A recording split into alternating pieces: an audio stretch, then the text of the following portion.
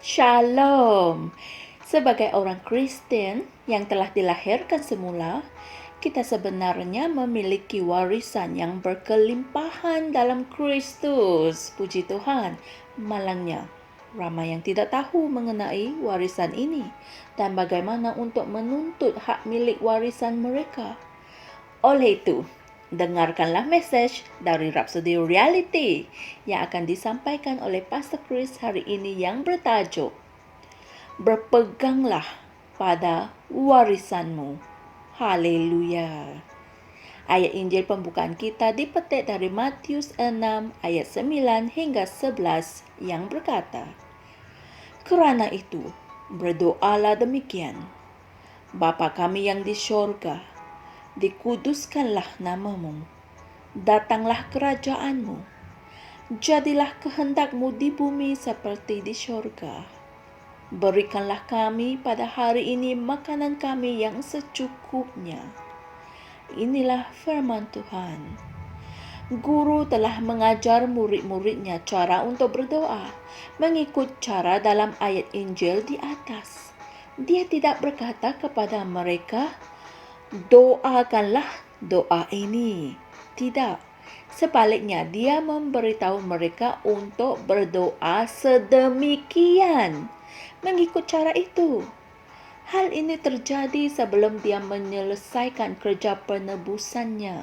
Dan sekarang kerana dia telah menjadikan penyelamatan tersedia ada bagi semua orang, iaitu bagi kedua-dua orang Yahudi dan orang bukan Yahudi, kita tidak lagi perlu berdoa kepada Tuhan untuk memberikan kita makanan harian kita, kerana Dia sudah pun melakukannya. Amin.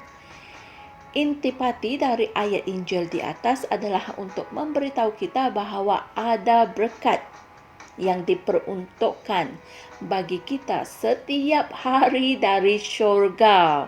Wow, ada berkat setiap hari dari syurga untuk kita. Bayangkan, orang Kristen adalah orang yang dilahirkan dengan dan ke dalam warisan Kristus yang penuh kemuliaan. Puji Tuhan.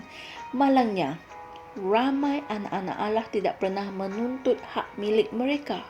Dan oleh kerana itu, banyak berkat yang terkumpul, yang menunggu untuk dituntut. Peruntukan Tuhan untuk kamu hari ini bukanlah seperti mana dalam perjanjian lama yang dimakan oleh orang Israel di padang gurun. Walaupun mana datang dari syurga, mereka tidak dapat menyimpan sisa-sisa makanan itu kerana ia akan mereput pada keesokan harinya.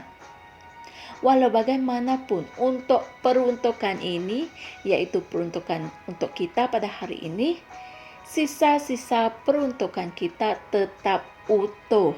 Dan kita sentiasa dapat menuntut semua itu dengan kata-kata kita. Memanggil semua itu menjadi nyata dalam nama Yesus. Amin. Semua ciptaan mempunyai keupayaan untuk bertindak balas terhadap kata-kata yang diucapkan. Saya ulang sekali lagi, ini penting. Semua ciptaan mempunyai keupayaan untuk bertindak balas terhadap kata-kata yang diucapkan. Haleluya. Inilah kunci untuk mendapatkan warisanmu dalam Kristus. Haleluya. Segala sesuatu yang dicipta, sama ada dalam bentuk yang dapat dilihat atau dalam bentuk yang tidak dapat dilihat, semua itu mempunyai memori. Dan juga semua itu dapat bertindak balas terhadap kata-kata yang diucapkan. Puji Tuhan. Oleh itu, ucapkanlah kata-kata yang betul selalu, dan kehidupanmu akan dipenuhi dengan berkat. Amin. Melalui kata-kata kamu, kamu boleh menuntut segala berkat yang terkumpul yang telah diberikan kepada kamu dalam Kristus. Haleluya. Saudara-saudari semua, mari kita sama-sama berdoa. Terpujilah Tuhan yang setiap hari memenuhi aku dengan keuntungan. Dan sekarang, aku mengeluarkannya dari akaun syurgawiku dengan pengesahan yang penuh beriman, yaitu pengakuanku yang berdasarkan firman. Aku berjalan di alam kelimpahan dan aku memanfaatkan peruntukan yang diberikan kepada aku setiap hari dari syurga. Aku mempunyai bekalan yang luar biasa. Haleluya. Maha mulia Tuhan. Untuk memahami dan untuk merenungkan mesej kita pada hari ini, renungkan juga ayat-ayat Injil berikut, yaitu Mazmur 2 ayat 8 dan Kisah Para Rasul 20 ayat 32. Haleluya.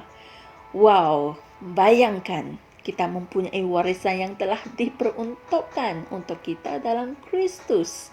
Dan cara untuk menuntutnya adalah melalui nama Yesus. Dalam nama Yesus. Haleluya. Keadaan ini serupa dengan bagaimana orang duniawi menuntut warisan duniawi mereka.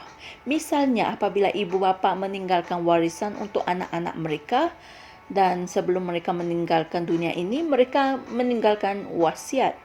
Dan wasiat itu diamanahkan kepada peguam mereka.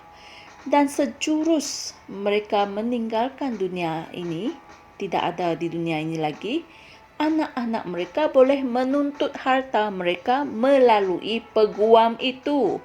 Oleh itu, bagi warisan kita dalam Kristus, Yesuslah peguam kita untuk menuntut semua warisan kita yang telah disediakan oleh Bapa kita.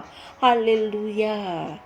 Tuntutlah segala berkat kamu dengan kata-kata kamu yang penuh beriman dalam nama Yesus. Puji Tuhan. Jumpa lagi esok. Tuhan berkati. Shalom. Kami percaya saudara-saudari semua telah diberkati dengan perkongsian firman dari Rhapsody Reality.